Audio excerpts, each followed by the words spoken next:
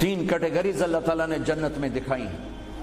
ان الابرار یشربون من کاس کان مزاجھا کافورا، نیک لوگ خود ڈال کے پئیں گے، خود اٹھا کے کھائیں گے۔ یہ ہے بوفے سسٹم، بوفے لگا ہوتا ہے نا، آپے پاؤ تے آپے کھاؤ تے آپے پیو، تو یہ ایک بوفے سسٹم والی جنت ہے کہ جنتی ڈالتے ہیں پیتے ہیں۔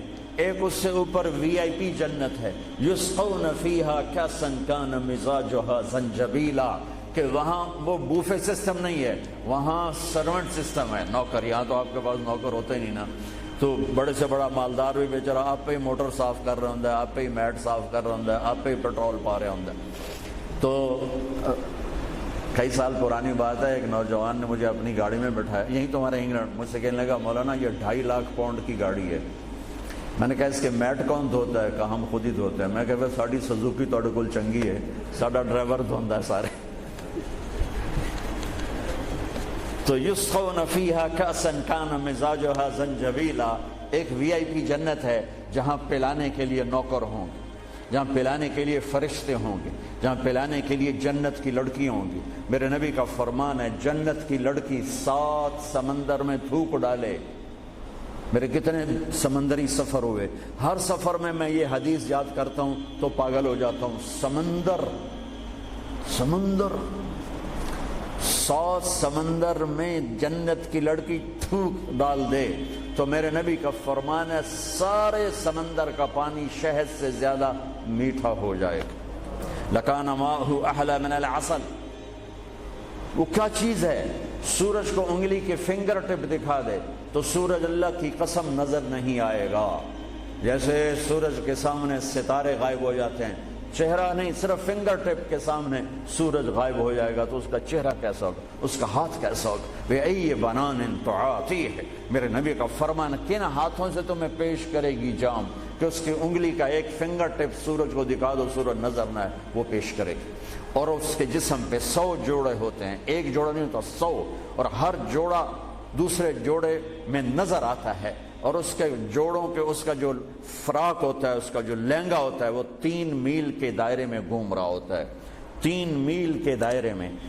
اور یہ اس لیے ہے کہ جنت کے لباس کا وزن کوئی نہیں، اس کا وزن ہے، یہ ویسٹ کوٹ کا وزن ہے، اب تھوڑا وزن ہی لگ رہی کہ گرمی محسوس ہو رہی۔ جنت کا جو لباس ہے اس کا دھاگا نور سے بنا ہے، نور کا وزن نہیں ہوتا، تو 100 پہنے یا 1000 پہنے، 100 جوڑے اللہ بندوں کو بھی پہنائے گا، جنت کی لڑکیوں کو پہنائے گا، 100 جوڑے میں اس کا جسم چاندی کی طرح چمکتا نظر آئے گا، وہ اس کی طرف بڑھے گی، ایک قدم جب اٹھائے گی 1 لاکھ ناز و انداز اپنے خامد کو دکھائے گی۔ یہ وی آئی پی لوگوں کی جنت ہے، ایک وی آئی پی، چاہے لکھاں وی لا دو، لکھاں کروڑوں وی آئی پی۔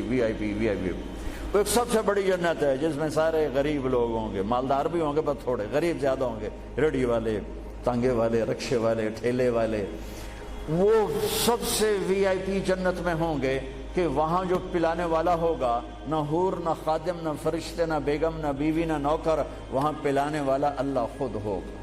وَسَقَاهُمْ رَبُّهُمْ شَرَابًا طَهُورًا، وہاں پلانے والا خود میرا رب ہوگا، میرا اللہ ہوگا، میرا اللہ ہوگا۔ اور جنت کا ایک چشمہ، اس کا نام ہے تسنیم، ایک دریا تسنیم۔ باقی سارے دریا چشمے زمین پر چلتے ہیں، جو تسنیم ہے وہ زمین پر نہیں ہے، وہ ہوا میں چلتا ہے۔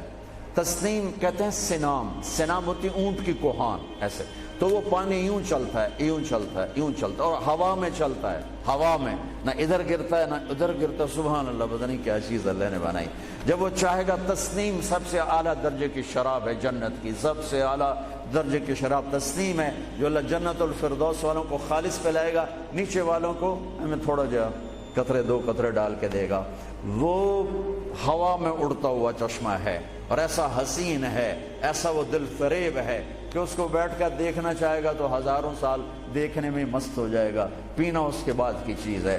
تو میرا رب وہاں خود پلانے والا ہے، میرا رب میرے نبی پاک صلی اللہ تعالی علیہ وسلم ایک خوبصورت زندگی لے کر آئے، اور جنت کی چابی اس کے ساتھ لے کر آئے کہ اگر دنیا اور آخرت کو جنت بنانا ہے تو میرے نبی کے طریقے پر آ جاؤ۔ پاسپورٹ بن گیا، ویزا لگوا لو، ویزا محمدی اسٹمپ کرواؤ اور سیدھے مرتے ہی جنت میں چلے جاؤ، یہاں بھی مزے وہاں بھی مزے۔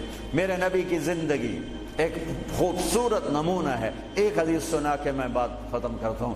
ایک حدیث آپ آج مجھ سے لے لیں, ساری زندگی خوبصورت ہو جائے گی. صرف ایک حدیث سناؤں گا, ایک, اور پوری زندگی میں رنگ بھر جائے گا, پوری زندگی میں رنگ بھر جائے گا. صرف ایک حدیث. میرے نبی نے فرمایا اربع اذا كانت فيك لا يضرك ما فاتك من الدنيا اربع من كن فيه ما ضره ما فاته من الدنيا. میرے نبی نے فرمایا 4 باتیں مجھ سے لے لو. چلی نہیں 4 سوکھا کام ہے. فرمایا میرے نبی نے صرف 4 گلاں میرے کو لے لو تو موجاں کرو ویملے وچ بھی تے جنت وچ. صرف 400 نہیں, 4000 نہیں, 50 نہیں, 100 نہیں, 10 نہیں, 4. کہا میری امت 4 باتیں مجھ سے لے لو, موج کرو, جہاں مرضی رہو موج کرو, موج ہی موج. کہا یا رسول اللہ, ارشاد فرمائیں. آپ نے فرمایا صدق حدیث, ہمیشہ سچ بولنا, جھوٹ نہ بولنا. ساڑھے تو پہلے تے کلی اڑ گئی نا, وکٹ ہو گئی, کیچ آؤٹ نہیں, وکٹ. میرے نبی نے فرمایا صدق حدیث, سچ بولنا, جھوٹ نہ بولنا.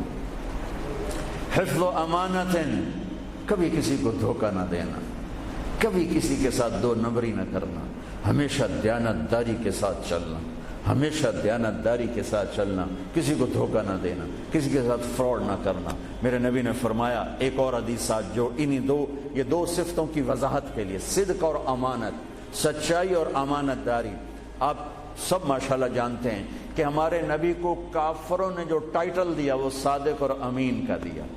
اگر آپ مجھ سے سوال کریں اسلام کو 2 لفظوں میں سمجھاؤ تو میرے پاس جو 2 لفظ ہیں وہ علماء نے بتائے ہیں, سچائی اور امانت داری, دیانتداری. آپ مجھ سے پوچھو سارے کفر کو 2 لفظوں میں بتاؤ, سارے کفر کو 2 لفظوں میں, تو میرے پاس 2 لفظ ہیں جو علماء نے بتائے ہیں, جھوٹ اور فراڈ, جھوٹ اور دھوکے بازی. جھوٹ اور دھوکے بازی ساری دنیا کا کفر اس میں جمع ہے, اور سچائی اور امانت داری ساری دنیا کا اسلام اس میں جمع ہے. میرے نبی نے فرمایا میرا امتی ہر گناہ کر سکتا ہے, 2 کبھی نہیں کرے گا, 2 کبھی نہیں کرے گا. ایک جھوٹ کبھی نہیں بولے گا, ایک دھوکہ کبھی نہیں دے گا. لیکن میں درد سے کہتا ہوں مسلمان نام ہی جھوٹے کا پڑ کے, اور فراڈیائی مسلمان ہے, اور جھوٹائی مسلمان. جو غیر مسلم ہے اسے جھوٹ سے نفرت ہے. ہم کلمہ پڑھنے والے رج کے ٹکا کے جھوٹ بولتے ہیں, ٹکا کے دھوکہ دیتے ہیں. جسے موت ہے ہی نہیں, جب موت کے بعد کوئی پوچھنے والا نہیں ہے, تو میرے نبی نے فرمایا 4 باتیں بتا کے جا رہا ہوں. آپ نے فرمایا میں وہی 4 باتیں اپنے نبی کی بتا کے جا رہا ہوں, سچائی, امانت داری, جھوٹ نہیں بولنا, دھوکہ نہیں دینا. تیسری بات حسن و خلیقت, اپنے اخلاق اچھے رکھو, اپنے اخلاق اچھے رکھو. معاف کرنا بھی سیکھو, معافی مانگنا بھی سیکھو, درگزر کرنا بھی سیکھو, اور جھکنا بھی سیکھو. سخاوت سیکھو, محبت سیکھو, دلداری سیکھو, تواضع سیکھو, عاجزی سیکھو, خدمت سیکھو, لوگوں کے سامنے بچھنا جھک جانا سیکھو. اکڑنے والے ٹوٹ جاتے ہیں, بچھنے والے کامیاب ہو جاتے ہیں. جس شاخ پہ پھل ہوتا ہے وہ نیچے جھک جاتی, جو شاخ خالی ہوتی ہے وہ اوپر کھڑی ہوتی. تو تیسری بات فرمائی اخلاق ٹھیک کرو. سارے اخلاق کا ایک جملہ بتا دیتا ہوں, سارے اخلاق کا ایک جملہ بتا دیتا ہوں. میرے نبی کا فرمان احسن الی من اساء الیک, جو تمہارے ساتھ برا سلوک کرے تم اس کے ساتھ اچھا کرو. ایک جملہ. برے کے ساتھ برا بننا یہ کون سی بڑی بات ہے؟ جو تمہیں پوچھتا نہیں اس سے پوچھو, جو تمہیں دیتا نہیں اس سے دو, جو تمہیں بد دعا دیتا ہے اس سے دعا دو, جو تمہاری غیبت کرتا ہے تم اس کو دعا دو, جو تمہاری برائی کرے تم اس کی تعریف کرو. پھر دیکھو اللہ کا غیبی نظام کیسے آپ کو ہوا میں اٹھاتا ہے, اڑاتا. تو تیسری بات میرے نبی نے فرمائی اخلاق اچھے کر لو. چوتھی بات میرے نبی نے فرمائی, چوتھی بات, آخری بات, عفت فی طعمت, عفت فی طعمت, جہاں مرضی رہو رزق حلال کماؤ, حلال روٹی کماؤ, حرام نہ کماؤ, حلال کماؤ, حرام نہ کماؤ. کہ رزق حلال ایسی دولت ہے میرے نبی کی مجلس میں ایک صحابی بیٹھے تھے، سعد بن معاذ۔ آپ کی نظر ان کے ہاتھوں پر پڑی تو وہ بڑے سخت جیسے مزدوروں کے ہاتھ ہوتے ہیں، لوہے کی طرح۔ تو آپ نے ان سے پوچھا، سعد یہ تیرے ہاتھوں کو کیا ہوا ہے؟ کہ یا رسول اللہ میں بچوں کے لیے روٹی کماتا ہوں اور اس کے لیے دہاڑی کرتا ہوں، مزدوری کرتا ہوں، تو اس سے میرے ہاتھ سخت ہو گئے ہیں، تو آپ مجھے دیکھو۔ آپ نے ان کا ہاتھ پکڑا اور ایسے بوسہ لیا سب کے سامنے اور فرمایا بچوں کو حلال کھلاتے ہوئے، حلال حلال، شراب بیچ کے نہیں، جوا چلا کے نہیں، بچوں کو حلال کھلاتے ہوئے جو ہاتھ ایسے ہو جاتا ہے اس پر دوزخ کی آگ حرام ہو جاتی ہے۔ ایک حدیث بھائیو لے لو، میں لے لوں، میں بولنے والا بھی محتاج ہوں، آپ لے لیں، آپ سننے والے بھی محتاج ہیں۔ اللہ کی قسم دنیا بھی ہماری بن جائے گی، آخرت بھی بن جائے گی۔ تبلیغ کا کام ان خوبصورت صفات کو سیکھنے کی محنت ہے۔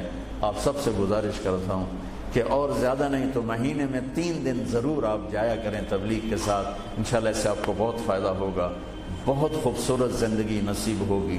اور آخری بات یہ کہتا ہوں، اگر آپ کسی سے لڑے ہوئے ہیں تو اٹھ کر صلح کر لیجیے۔ اچھے 4 باتوں میں ایک بات ہے اچھے اخلاق، اور اچھے اخلاق والا کسی سے لڑ کے بیٹھ نہیں جاتا، اس سے راضی ہو جاتا ہے، اس کو راضی کر لیتا ہے۔ اگر آپ جہاں انسان رہتے ہیں وہاں جھگڑے بھی ہوتے ہیں، کسی سے آپ ناراض ہیں تو معافی مانگ لینا، معاف کر دینا، تو اللہ آپ کے پچھلے سارے گناہ معاف کر دے۔ اور میاں بیوی آپس میں لڑے ہوئے ہوں اور وہ آپس میں صلح کر لیں تو یہ صلح اللہ کو اتنی پسند ہے کہ اللہ دونوں میاں بیوی کے پچھلی زندگی کے سارے گناہ معاف کر دے۔ تو بھائیو محبت سے رہو، پیار سے رہو، اپنے نبی کی زندگی کو سیکھتے سیکھتے چلو، انشاءاللہ دنیا بھی ہماری ہے، آخرت بھی ہماری ہے۔ السلام علیکم۔